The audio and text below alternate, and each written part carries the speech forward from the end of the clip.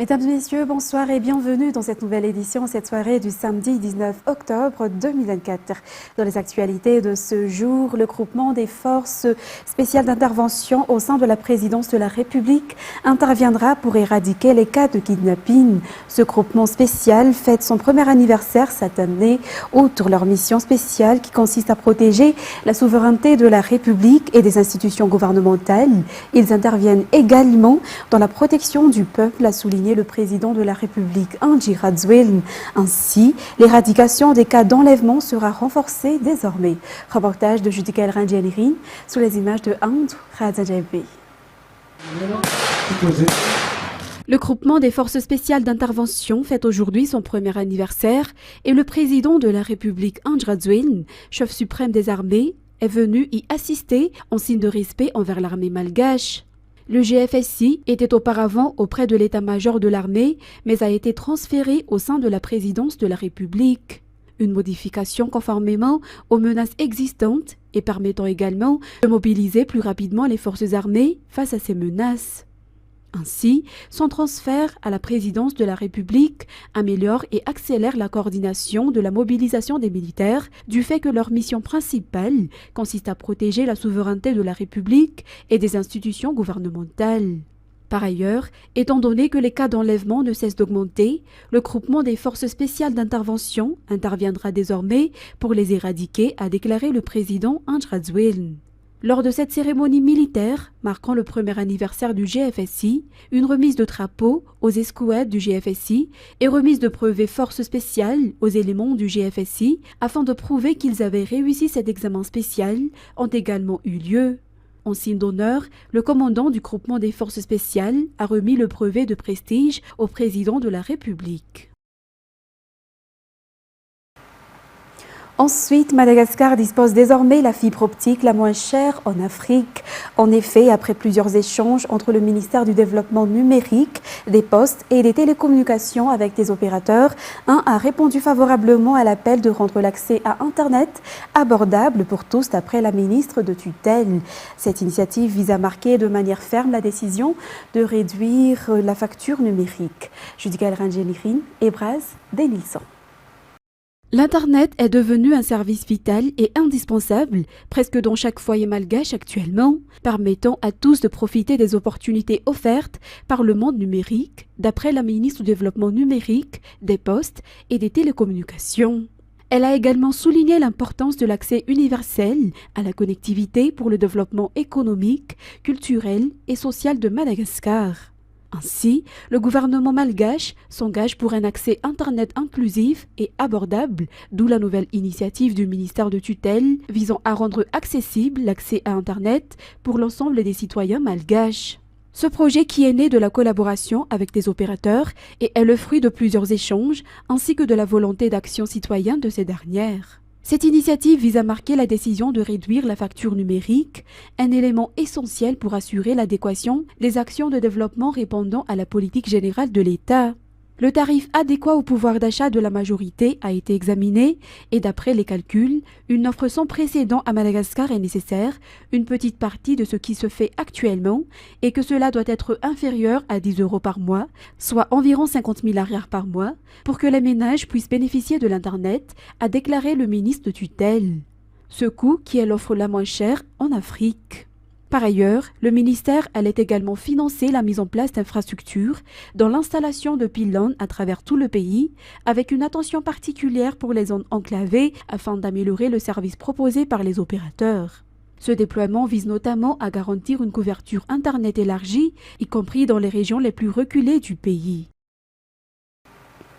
Et le renforcement de l'intégrité des agents de l'État et la lutte contre la corruption dans la gestion des ressources minières à Madagascar sont importants, a déclaré le ministre de tutelle, car les investisseurs ne pourront pas venir à Madagascar si la corruption prévaut. Ainsi, un atelier entre la CSI et le ministère des Mines s'est tenu ce vendredi pour examiner ensemble les causes de la corruption dans ce secteur afin d'élaborer la nouvelle stratégie de lutte contre la corruption. Reportage signé Routrissel Rakoutmalal et Yves Janel. Le fait que les gens ne savent pas où s'adresser ou quels documents sont nécessaires pour entrer dans le monde de l'exploitation minière sont les principales raisons de la corruption dans ce secteur, selon le ministre des Mines. Pour ce ministère, de nombreux efforts ont été déjà déployés dans la lutte contre la corruption, notamment l'installation du directeur anticorruption au sein du ministère, ainsi que l'introduction de nouveaux dispositifs dans la loi sur les ressources minérales.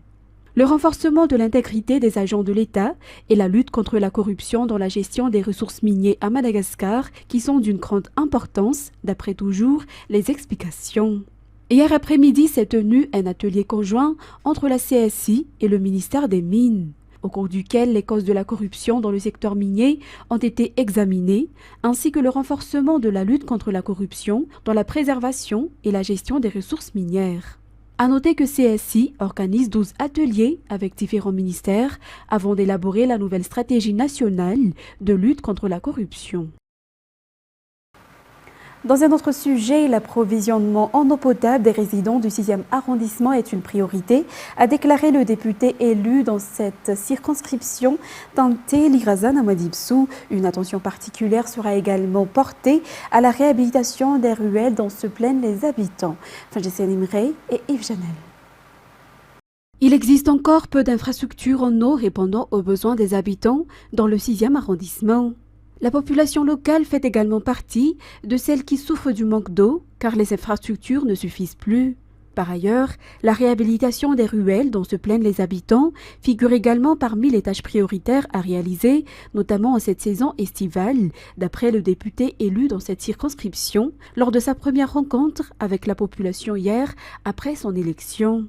Il reste encore beaucoup à réaliser durant les 5 années, a-t-elle déclaré, pour améliorer le niveau de vie des habitants, pour le développement du 6e arrondissement en particulier. Et Internet Bemazaz produit chaque jour environ 400 000 œufs. Néanmoins, les éleveurs sont encore exposés à diverses difficultés, notamment l'augmentation du prix des proventes pour les poules pondeuses, d'après les explications. Et pour promouvoir ce secteur, la commune Internet Bemazaz organise chaque année le Festival des œufs. Et pour cette année, l'événement a débuté hier et se terminera demain, 20 octobre. J'essaierai sur les images de Yves Janel. Internet Bemazaz est le premier producteur d'œufs à Madagascar. Environ 40% des œufs sur le marché proviennent de cette commune.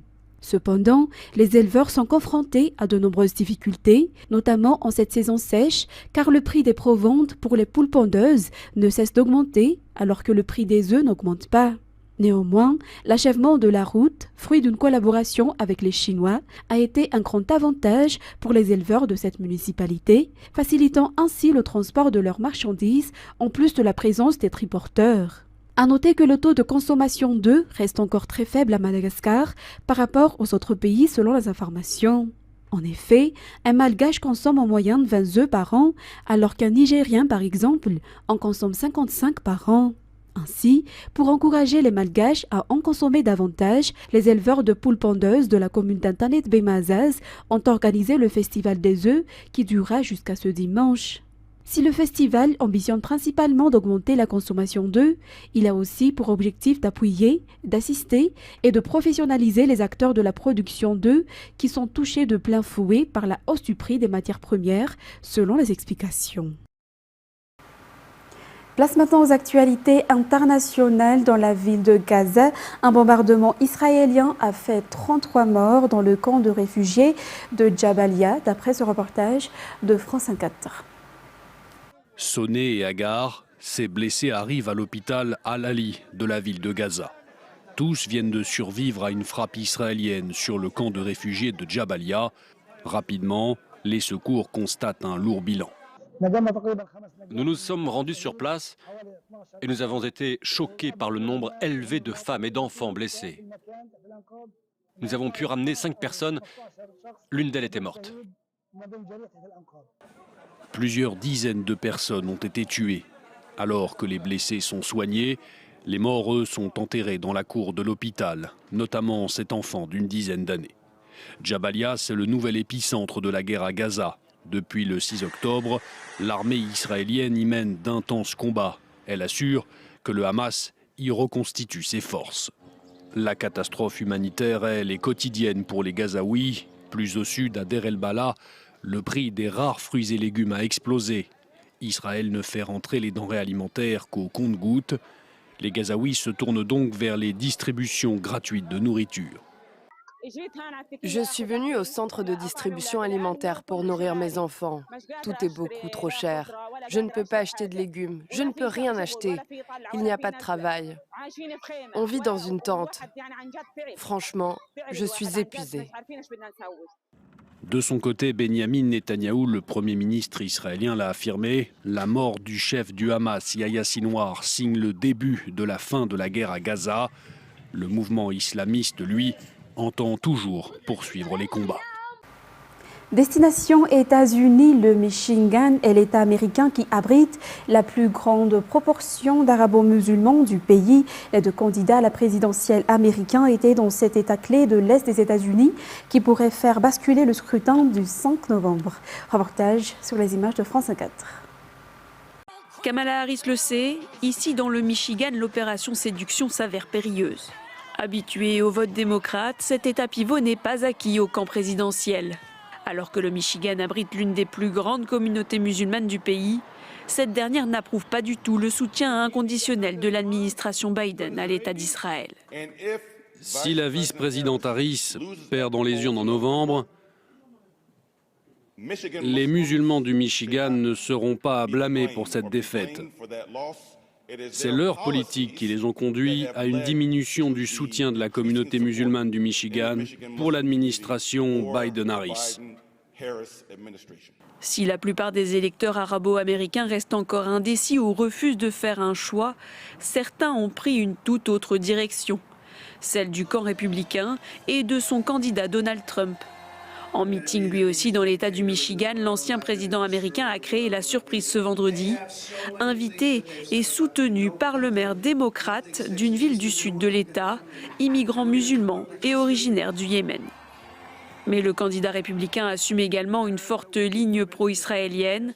Interrogé sur la mort de Yahya Sinwar, le chef du Hamas, Donald Trump a estimé que cela faciliterait les choses. En fait, je suis content que Bibi ait décidé de faire ce qu'il devait faire. C'est très bien. Tout avance. Faute de choix évident, la communauté arabo-américaine dit aussi réfléchir à des figures alternatives comme l'écologiste Jill Stein en raison de son positionnement pro-Palestine. Et pour clôturer cette édition, à New Delhi, le célèbre monument de la porte de l'Inde est à peine visible sous un épais smog. L'indice de qualité de l'air de la capitale a chuté à 293, ce qui la place dans la catégorie mauvaise. Et les experts préviennent que la situation pourrait davantage se détériorer ce week-end. France 4. La porte de l'Inde, célèbre monument piétonnier de la capitale indienne, apparaît depuis plusieurs jours dans un brouillard de pollution. À New Delhi, l'indice de qualité de l'air a chuté à 293, plaçant la ville en alerte, très proche de son niveau dit très mauvais. Je fais 16 km depuis chez moi pour venir ici à la porte de l'Inde parce que c'est le seul endroit de Delhi où la pollution automobile est moins importante qu'ailleurs. Sinon, on se sent claustrophobe. Ici, c'est insupportable. Selon les experts, la situation ne devrait pas s'améliorer dans les jours à venir. Alors qu'un indice de qualité de l'air de niveau moyen peut déjà provoquer une gêne, une exposition prolongée à celui qualifié de très mauvais peut engendrer des maladies respiratoires. Il s'agit d'un problème récurrent dans la capitale indienne qui fait face chaque automne à une pollution de l'air dangereuse. L'une des raisons est le brûlage des chaumes dans les États agricoles voisins de Delhi, au nord du Pendjab et de l'Haryana. Une pratique agricole qui vise à éliminer les résidus des rizières avant la saison des semis. Les agriculteurs n'ont pas d'autre alternative. Le gouvernement devrait leur fournir une assistance. C'est la raison pour laquelle l'air de Delhi est si pollué. Et la situation va empirer après les fêtes de Diwali. Fête majeure de la culture hindoue, Diwali célèbre le triomphe de la lumière sur les ténèbres. Tirer des feux d'artifice à cette occasion est une tradition très observée qui aggrave la situation. Ils ont été interdits la semaine dernière par les autorités locales de la capitale. Les précédentes restrictions ont été jusque-là largement ignorées. Mesdames et messieurs, nous arrivons au terme de cette édition. Nous vous remercions de votre fidélité. Et après cette édition, vous allez suivre le film intitulé Shadow Strays. Quant à moi, je vous donne rendez-vous demain pour de nouvelles actualités. Au revoir à tous.